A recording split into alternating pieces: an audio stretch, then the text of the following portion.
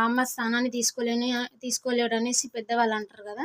నిజంగానే. అయితే ఆ అమ్మాయి పొలం పనికెళ్తది. అటు పోతది, ఇటు పోతది. కొద్ది రోజులు అట్లా అట్లా టైమ్ పాస్ అయిపోతది.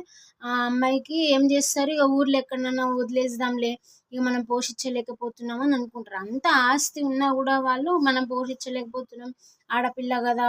ఉంచుకుంటే మళ్ళా ఏమన్నా జరగరానిది జరిగితే మన మీదకొస్తదని సొంత వాళ్ళే ఆలోచిస్తే, ఇగ బయట వాళ్ళు ఎలా ఆలోచిస్తారు? సరే అని జెప్పేసి మళ్ళేం జేస్తారు, వాళ్ళ నానమ్మ ఫోను జేసి వాళ్ళ బాబాయికి చెప్తదనమాట. వాళ్ళ బాబాయ్ ఇక్కడే అంటే సిటీలోనే ఉంటాడనమాట. వాళ్ళ బాబాయికి జెప్తే, "వచ్చి తీసుకపోరా ఆ పాపని నువ్వు, నీ ఎమ్మటి తీసుకపో, సిటీలో ఉంటది" అని జెప్పేసి అంటాడనమాట. వాళ్ళ అమ్మమ్మ అంటది. అంటే వాళ్ళ బాబాయ్ అంటాడు, "సరేలే పెద్దమ్మ, నేనొచ్చినప్పుడు తీసుకొని పోతా" అని జెప్పేసి అంటాడు. అప్పటిదాకా ఇగ ఊర్లోనే బర్రెలను కాసు, గొర్రెలను కాసు ఆడనే ఏడుస్తది ఆ పిల్ల పాపము. ఇగ వన్ ఫైన్ డే వాళ్ళ బాబాయ్ వస్తాడు. వాళ్ళ బాబాయ్ వచ్చి తీసుకొని సిటీకొస్తాడనమాట మళ్ళా. అంటే ఆయన ఏ రూమ్‌లో ఉంటున్నాడో అదే రూమ్‌లో ఉంటున్నాడనమాట. సిటీకొస్తాడు.